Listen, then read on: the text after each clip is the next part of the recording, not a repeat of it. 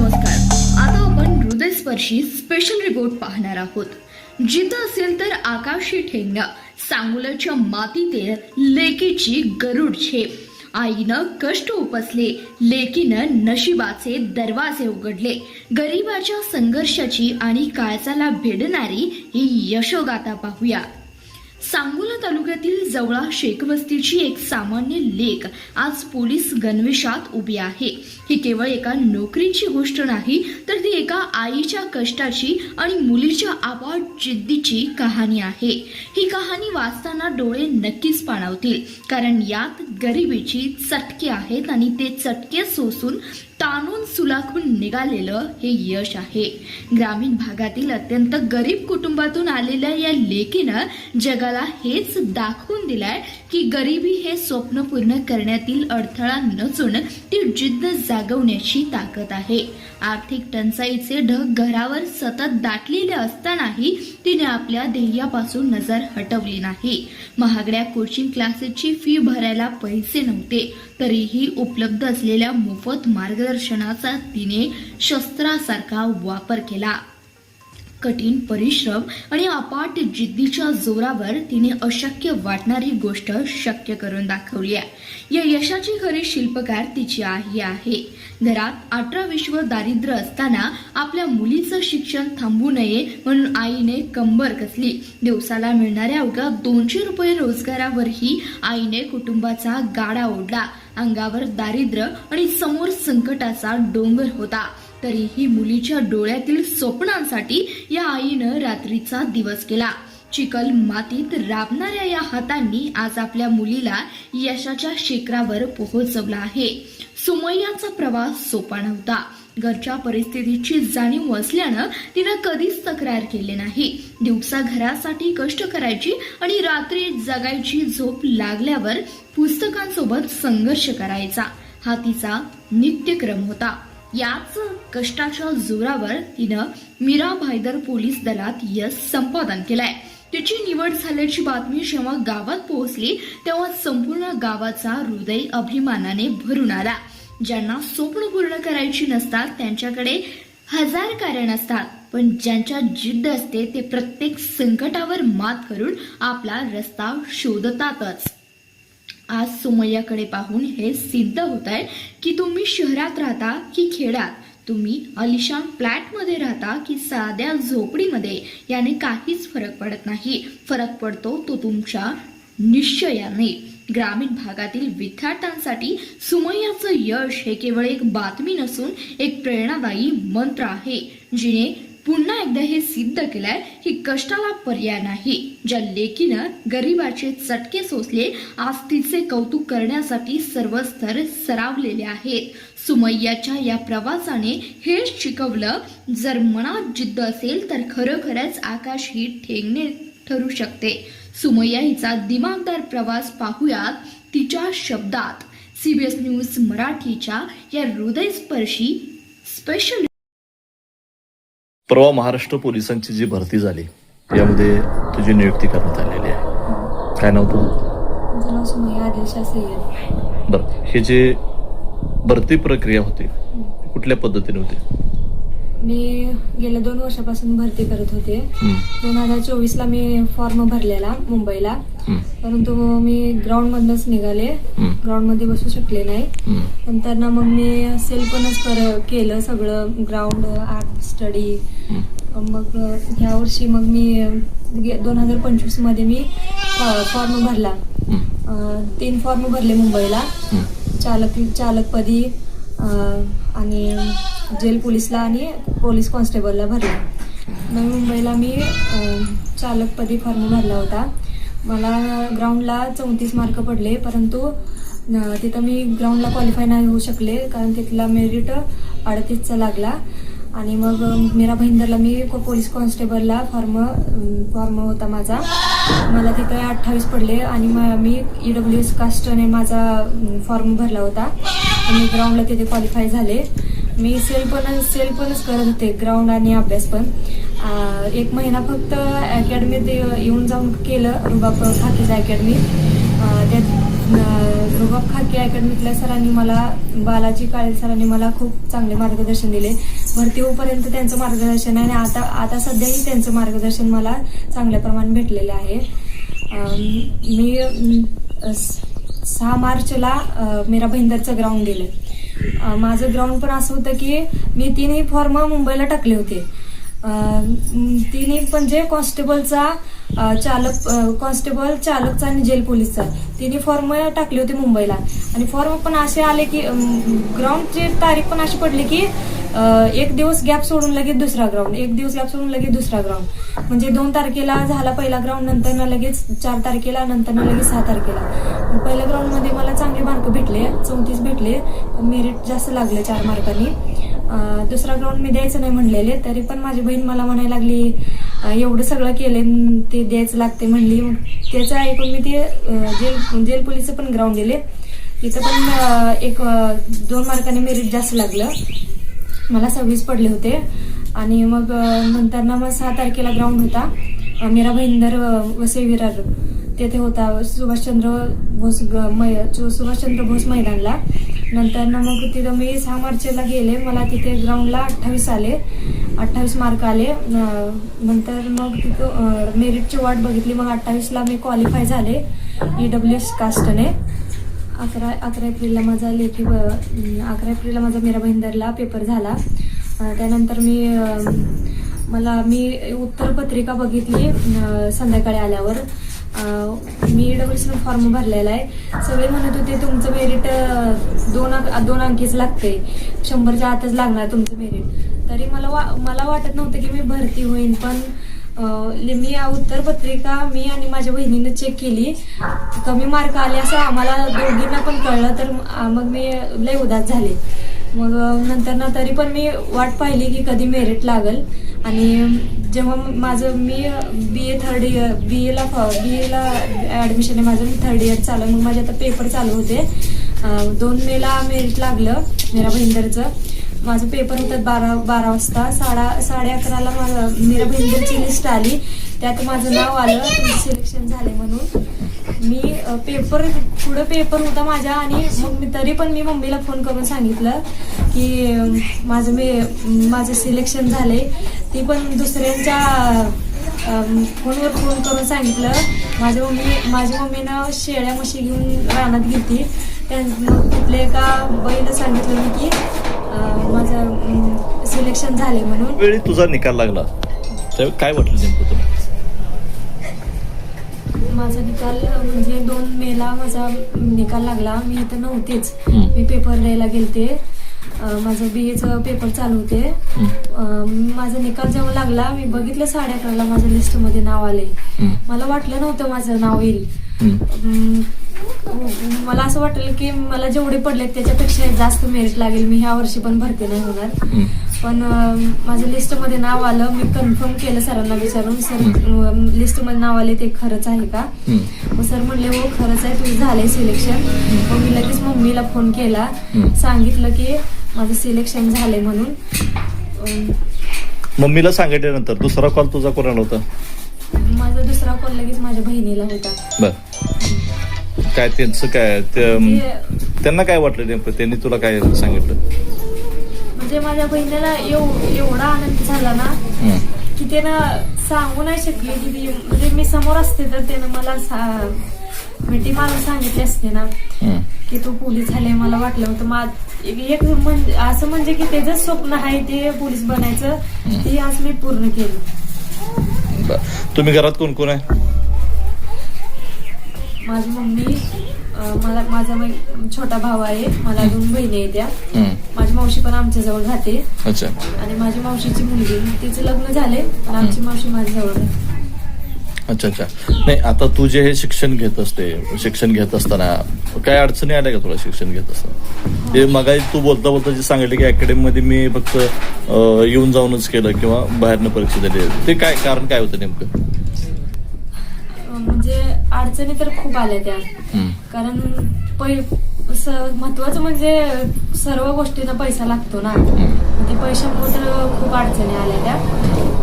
Academy regular करायला admission fee भरू शकते नाही ना. त्यामुळे मग घरीच ग्राउंड केलं आणि अभ्यास पण घरीच केला. आणि माझ्या मम्मीची परिस्थिती नव्हती तरी पण मी केलं, सगळं सेल्फनच केलं, कारण माझे वडील नाहीत ना. नाही, आता पहिल्या वर्षी तुझे पहिल्या फेरीत जे तू ह्याचा तुझा अर्ज बाद झाला किंवा तू ती भरती होऊ शकली नाही पहिल्या वर्षी, असं तुला कोणी सांगितलं नाही आता काय कोण मुली भरती होत नाही द्या, तू जरा थांब, कशाला प्रयत्न करते, असं तुला कोणी तर सांगितलंच असेल की? नाही, मी माझा प्रयत्न सोडला नाही, कारण मला माहित आहे मी एवढ्यातनं गेल्या, मी म्हणजे ते अनुभव घेतला ना, कसं असते काय असते ते, म्हणजे सगळं एवढ्या गर्दीतनं पण मी झाले असं मला खूप म्हणजे माझ्यावर स्वतःवर मला लई प्राऊड आहे की मी झाले. अच्छा, म्हणजे तुला वाटत होतं की मी आता पहिलं वर्ष जरी माझं गेलं तर मी दुसऱ्या वर्षामध्ये तिसऱ्या वर्षामध्ये 100% भरती होणार, असं तुला जिद्द आणि चिकाटी तुझी होती, तुला वाटत होतं? मी कोण काय म्हणते त्याच्याकडे लक्ष दिलं नाही, पण मी माझा प्रयत्न नाही सोडलो. नाही, आता पुढचं विजन काय असणार आहे तुझं? आता भरती झाले, आता पुढचं विजन म्हणजे मला आता MPSC देऊन PSI ची परीक्षा द्यायची. बर, आता ते भाऊ दिसताय पाठीमाग आई साईडला बसतोय आणि दोन बहिणी बी आहे तू सांगितलं, आता त्यांना आनंद 100% झालेला आहे. आता त्यांच्यासाठी तू काय करणार आहेस? त्यांच्यासाठीच भरती झाली. नाही, भरती झाली की पण काय करणार, काय नेमकं त्यांच्यासाठी काय करणार आहे? त्यांच्या इच्छा तू कुठल्या पद्धतीने पूर्ण करणार आहे? आता माझा भाऊ आहे, आता मी झाले, एक घरातलं कोणतरी एक झालं म्हटल्यावर सगळ्यांना वाटतंच की आपण पण आता काय तर करावं, कारण आता मी पोलीस झाले म्हटल्यावर तर सगळे माझ्या भावाला म्हणते तू पण हो, तू होऊ शकते. मग आता त्याला पण सांगेन मी, तू भरती कर, भरती हो.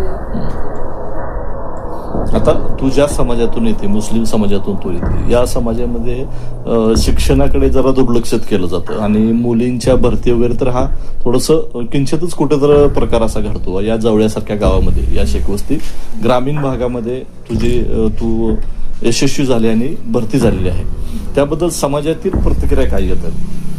समाजाला प्रतिक्रिया म्हणजे जेव्हा मी प्रत्यक्ष प्रॅक्टिस करत होते तेव्हा खूप जणांना वाटायचं ही काय भरती होती, नाही होऊ शकणार, कुठल्या आपल्या मुस्लिम मधले कुठली मुलगी झाली का भरती, हे उगं करते ती, असं म्हणजे समाजांचे बघणारे नजरा आणि त्यांचं बोलणं ह्यांच्याकडे दुर्लक्ष केलंय. म्हणजे असं नाही की प्रत्येक मुलगी नाही करू शकत. आज आपल्या देशाच्या माजी पहिल्या राष्ट्रपती महिला होऊ शकतात, पहिल्या पंतप्रधान महिला होऊ शकतात, पहिल्या उपमुख्यमंत्री परवा झालेले असं मित्रताई महिला होऊ शकतात, मग भरती का होऊ शकत नाही? मग समाज आज बी आपल्या समाजाकडे किंवा महिलेकडे बघताना चुकीच्या नजरेने बघतो असं तुला म्हणायचं? नाही, चुकीच्या ते बघत नाहीये, काय तर कारण असणार ना, म्हणजे होत नाही असं त्यांना वाटत होतं. पहिल्यांदा तर तेच असतं ना सगळ्यांच्या मनात, हे काय होत्या. रुपये रोजगार कमवून माझ्या लेकराला त्यांना पोटाला घालून त्यांचं शिक्षण पूर्ण केलं. आणि लोक मला म्हणत होते तू एवढं कष्ट करते, तुझे लेकरं तुम्हाला काम आले, तू लग्न करून टाक. काय लोकांना मला लय सांगितलं तरी मी ऐकलं नाही. माझ्या पुरीची जिद होती म्हणून मी त्याला शिकून तुझ्या पायावर उभा राहा बाई, माझ्यासारखी तुम्हाला परिस्थिती नको म्हणून मी सगळ्या लेकरांना शाळेत पूर्ण शिकवली. आता तुमच्या पतीच्या निधनानंतर तुमच्या घरची परिस्थिती कशी होती?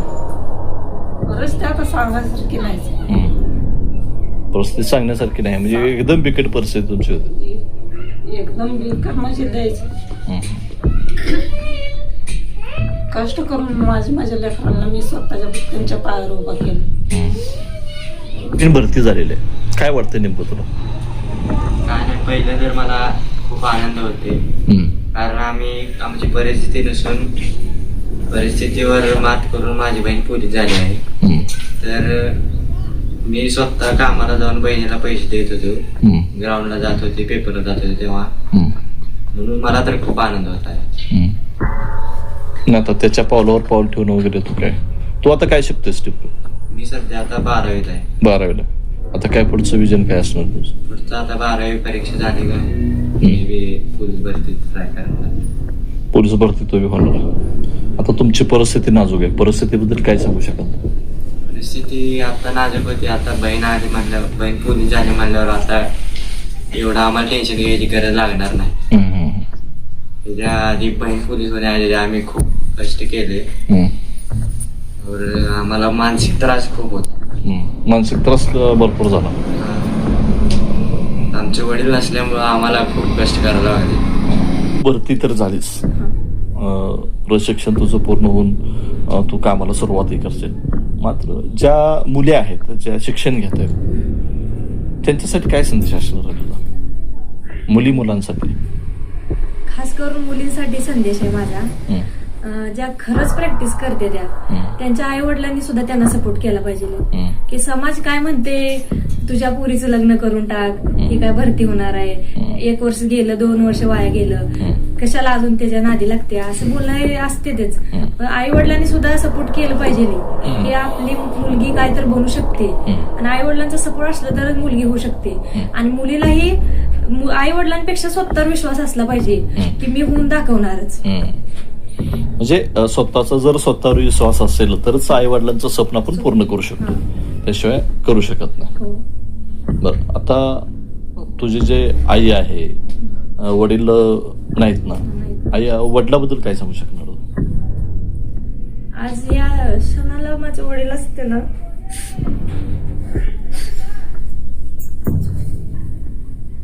आता ही भरती प्रक्रिया पूर्ण झालेली आहे. आता पुढच्या प्रशिक्षणाला कुठे जाणार आहे तू? मेरिट लागलं 2 तारखेला, लगेच 3 तारखेला कागद पडताळणीचा मेसेज पडला. आता मेरा बहिणीला मला बोलवलं आहे डॉक्युमेंट्स व्हेरिफिकेशनला. मग 6 तारखेला माझं डॉक्युमेंट व्हेरिफिकेशन आहे. डॉक्युमेंट व्हेरिफिकेशन क्लिअर झालं की मग ते मेडिकल घेतात. मेडिकल ऑल क्लिअर झालं की मग ते 1 महिना ट्रेनिंग पण करून घेऊ शकतील किंवा 9 महिने मला ट्रेनिंगला पाठवू शकतात. आता काय झालं माहिती का, आमच्या माहितीनुसार, आता आम्ही ज्या क्षेत्रात काम करतो, आमच्या माहितीनुसार असं झालं की ज्यावेळी एखादा व्यक्ती त्या पदावर काम करतो किंवा पोलीस भरती होतो, अधिकारी होतो, तो त्याचं गाव, त्याचा समाज, त्यांची लोक, म्हणजे सर्व समाज विसरत जातो, याला आपल्या गरिबीला विसरत जातो. असं तुझ्या बाबतीत होईल का? असं नाही होणार माझ्या बाबतीत कधीच. का नाही होणार? कारण मी खूप बघितले काय, कारण मी स्वतः 200 रुपये मध्ये राबले, शेतात कष्ट केले, तेव्हा मी कुठं शिक्षण पूर्ण केले. आणि असंच शेतात ते वगैरे काम करून मी माझं स्वप्न पण पूर्ण केलं. त्यामुळं असं नाही होणार की मी असं माझ्यापासून, घरापासून, सगळ्यापासून लांब गेले, माझ्याकडे 4 पैसे आले म्हणून मी सर्व काय विसरेन. म्हणजे तुला गरिबीची जाण आहे असं म्हणायचं? मला गरिबीची जाण राहणार, ते पण काय. आता हे तुझे जे तुला जे यश मिळालंय, यामध्ये तुझे मार्गदर्शक, तुझे जे भागीदार आहेत, ज्या यशाचे भागीदार आहेत, त्यांची थोडीशी नावं सांग. सर्वप्रथम मला माझ्या फॅमिलीचा खूप सपोर्ट आहे. त्यानंतर माझे मामा, माझा भाऊ, माझी मावशी, माझी बहिणी, माझी मम्मी, नंतर आमचे शेजारचे रमेश पाटील, मी त्यांना मामा म्हणते, त्यांचंही मला म्हणजे खूप मार्गदर्शन आहे. म्हणजे त्यांनाही वाटायचं की मी करावं आणि माझी परिस्थिती सुधारावी. म्हणजे त्यांनी सपोर्ट केला, त्यांच्या पूर्ण फॅमिलीने सपोर्ट केलाय.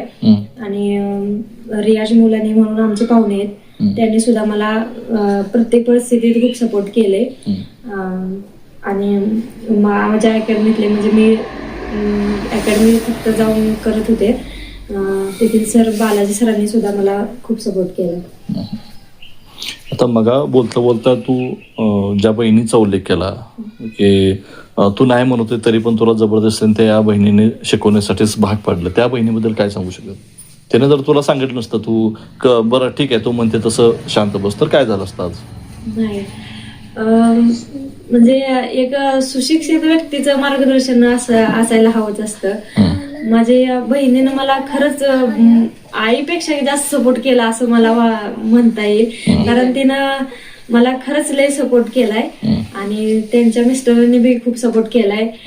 मी भरती द्यायला गेलते तेव्हा मला माहित नाही ना ठिकाण कुठं आहे, माझं ग्राउंड कुठं आहे, माझं पेपर कुठं आहे, परंतु माझ्या भाऊजींनी मला मोठ्या भाऊजींनी मला खरंच खूप सपोर्ट केलाय. काय नाव त्यांचं?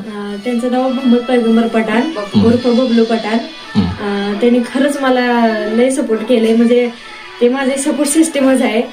आणि माझ्या बहिणीबद्दल बोलायचं म्हटलं तर तिला वाटायचं मी नाही केलं, माझं लग्न झालं, मी नाही शिकू शकले, पण तू तर शिक. आणि त्याच्या लग्नानंतर माझ्या वडिलांचं निधन झालं, त्यामुळे मग मला तिनं जेवढं सपोर्ट केलं ते मला सत्यात आणायच लागलं, कारण परिस्थिती तेवढी भारी नव्हती.